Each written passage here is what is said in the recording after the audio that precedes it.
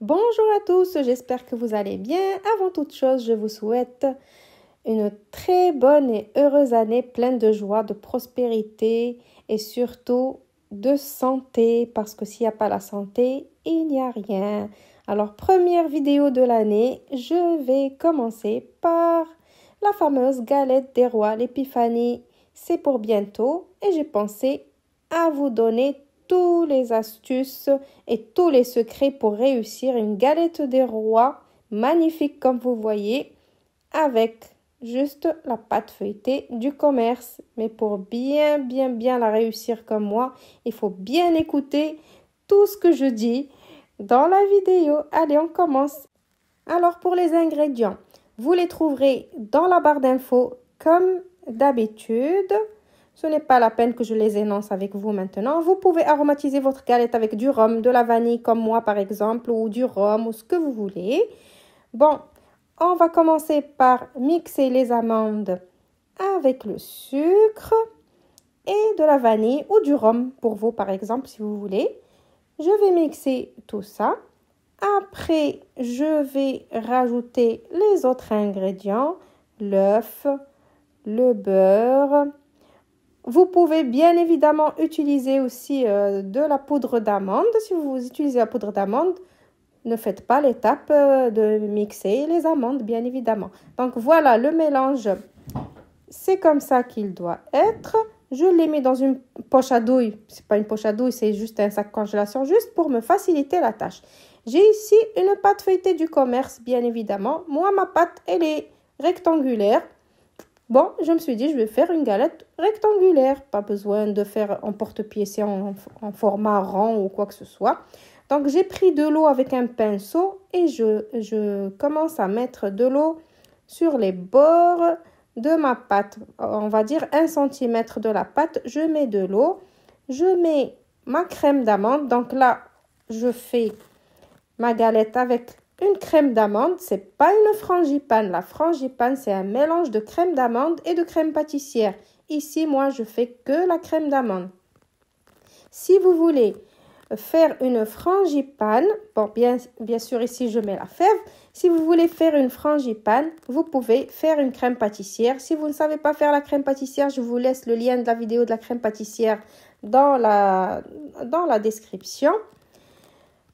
Pour faire une frangipane, vous mettez le poids de la crème d'amande divisé en deux de crème pâtissière. Ça veut dire moitié crème pâtissière et le double de crème d'amande.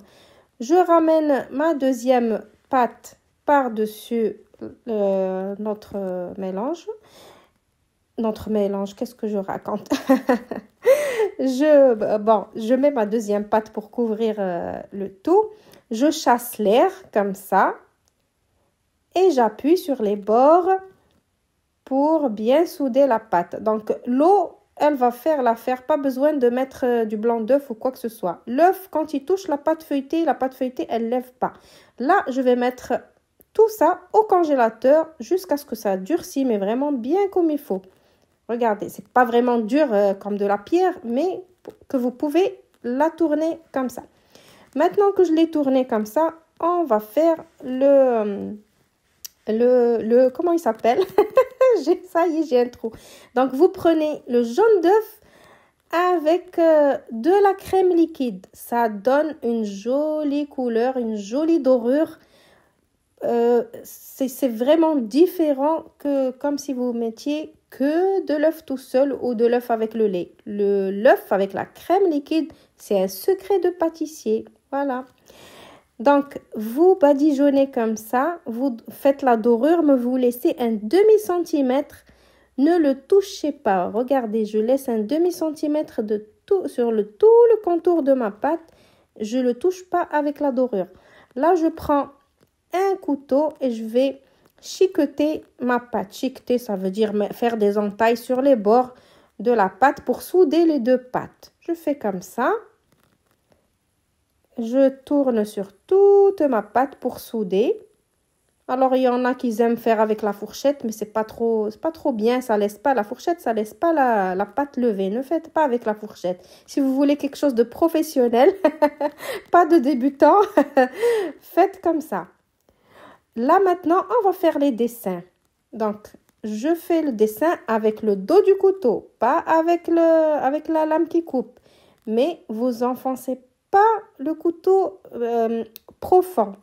Vous faites le dessin quand on le voit, que la pâte, elle se déchire pas, mais qu'il y a vraiment le dessin. Je sais pas comment vous expliquer, mais vous m'avez compris, c'est sûr et certain. Faites le dessin. Et après, qu'est-ce que j'ai oublié de vous dire? La dorure. Faites la dorure une première fois. Et après, laissez sécher 2-3 secondes et refaites la dorure jusqu'à ce que vous n'avez plus de dorure dans le bol. Ça donne vraiment une belle couleur à la cuisson. Là, ici, qu'est-ce que je fais? Je fais des petits trous. Vous savez, il y en a qui font une cheminée en plein milieu de la galette. Il faut jamais faire ça. La cheminée en plein milieu de la galette, ça gonfle la galette du milieu et c'est pas joli à voir. J'en ai vu des vidéos sur YouTube que des youtubeurs qui ont vraiment beaucoup d'abonnés, des centaines de milliers d'abonnés, ils font cette erreur-là. Donc, il faut jamais faire le trou. Il faut faire le trou juste là. Le milieu, jamais. Juste sur les côtés, là, mais sur le dessin. Les petits traits que vous avez faits, vous faites les petits trous de partout pour laisser l'air s'échapper sur les côtés. Voilà, ça, c'est un deuxième secret, hein, ne l'oubliez pas.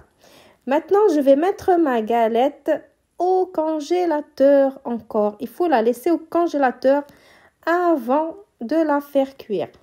Et avant de la faire cuire, avant de la mettre au frigo, repassez encore votre couteau sur le dessin que vous avez fait. Parce que l'œuf, il a tendance à couler sur les dessins et à fermer ces dessins qu'on a fait avec le couteau.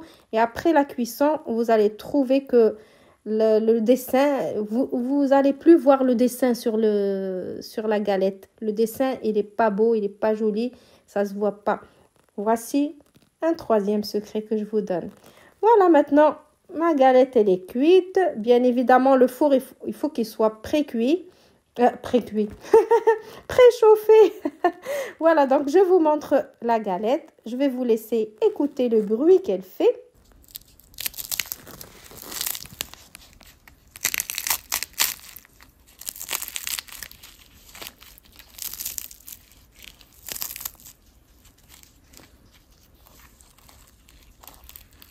Vous avez vu, c'est vraiment réussi avec la pâte feuilletée du commerce. Pas besoin d'aller faire une pâte feuilletée, c'est long à faire. Et voilà, ma vidéo, elle est arrivée à sa fin. Dites-moi dans les commentaires si ça vous a plu, si vous avez réussi votre galette cette année grâce à cette vidéo. N'oubliez pas de venir me faire vos retours et n'oubliez surtout pas de vous abonner. Au revoir.